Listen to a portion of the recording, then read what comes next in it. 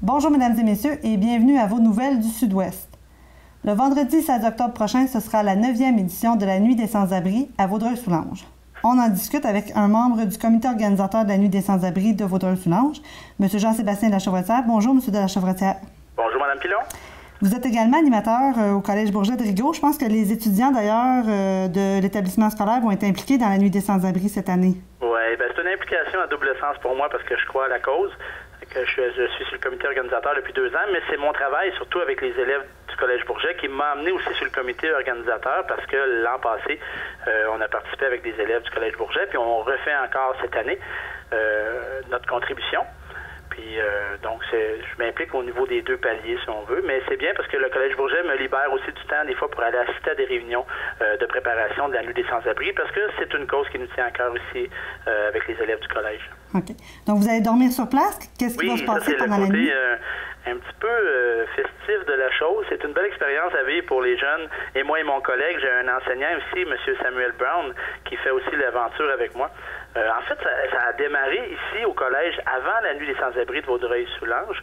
On le faisait à l'école, au collège. On faisait une Nuit des Sans-Abri juste à l'interne. Puis là, depuis 2 ans, on le fait.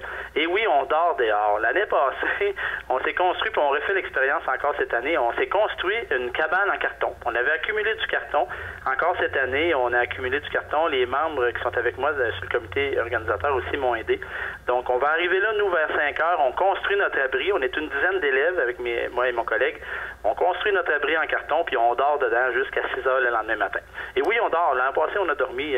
À partir de 2 heures du matin, ça a commencé à ronfler dans la place, puis on a dormi. L'an passé, c'était à 6-7 degrés. Là, je pense qu'on va y aller plus, pas loin du zéro, là, à date, ce qu'ils annoncent, mais c'est une belle expérience à vivre. Donc, il faudrait t'habiller chaudement là, pour ceux qui vont y participer. Ici, au collège, en plus, on fait une journée complète parce que dans la journée, les élèves... En fait, c'est des élèves du comité UNESCO.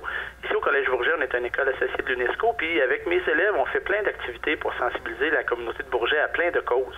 Et l'itinérance, c'en est une importante qu'on veut les sensibiliser. Et on le fait à partir du matin.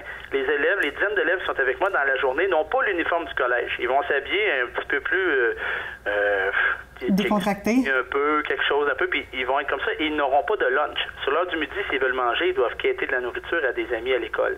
Et on va vraiment vivre ça. Et ensuite, on se dirige après l'école à Vaudreuil-Dorion pour construire notre cabane en carton pour dormir là durant la nuit. OK. Est-ce qu'il va y avoir des invités, des témoignages? Qu'est-ce qui va se passer d'autre? En fait, la soirée est bien faite. Il y a de l'animation. On essaie de rendre ça un peu plus festif, mais il y a aussi des beaux moments de partage. Parce que dans la région de Vaudreuil-Soulanges, il y a des organismes. À Vaudreuil-Dorion, on a l'aiguillage qui aide beaucoup les gens. Pas nécessairement juste des sans-abri, mais des gens aussi qui ont besoin d'aide, des gens qui ont des problèmes de santé mentale. Il y en a beaucoup.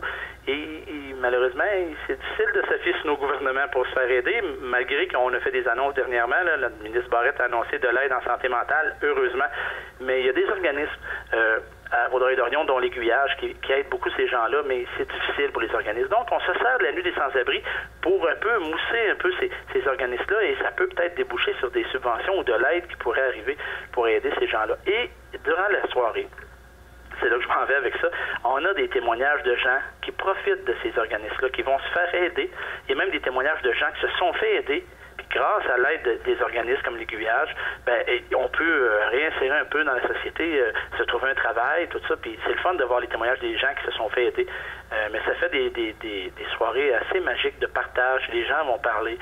Le public peut venir rencontrer les organismes de la région. Des fois, on ne sait pas, là, mais il y a des organismes chez nous qui aident des gens, puis on ne le sait pas. Puis en fait, des fois, on ne sait même pas ou on ne veut pas savoir qu'il y a des gens qui ont besoin d'aide et qui sont dans la pauvreté, même à Vaudreuil-Dorion et dans la région de Vaudreuil-Soulanges. Et là, on peut rencontrer ces organismes-là, des intervenants de rue. On peut jaser avec eux autres, apprendre c'est quoi le travail de ces gens-là dans la région. Fait que c'est vraiment une belle soirée de partage comme ça. Pour que les gens puissent y aller, est-ce que vous pouvez nous dire où exactement ça va se dérouler, la Nuit des Sans-Abri? C'est à l'Opti-Centre Saint-Jean-Baptiste de Vaudreuil-Dorion. C'est le centre communautaire qui est une ancienne église sur le boulevard Harwood, au 145 boulevard Harwood à Vaudreuil-Dorion. Ça se passe sur le terrain. Pluie, en passant, c'est pluie ou pas pluie, ça a lieu quand même. Hein. On le fait quand même. L'avantage, c'est que si vraiment il y a de la pluie, il y aura des activités à l'intérieur du centre de l'Opti-Centre Saint-Jean-Baptiste. Il y aura à l'intérieur. Et cette année, il ne faut pas oublier, on a monté un petit spectacle.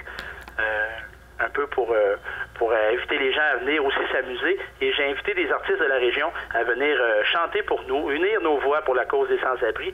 Et ça a très bien répondu. Et je suis fier de dire que Mathieu Luboski de la région ici, qui est un finaliste de La Voix, a accepté de venir chanter une chanson. Et j'ai également un trio de filles qui s'appelle Elle qui vont venir chanter. J'ai Marie-Lou Octopino, Kim Bradley et Tania Desmarchais.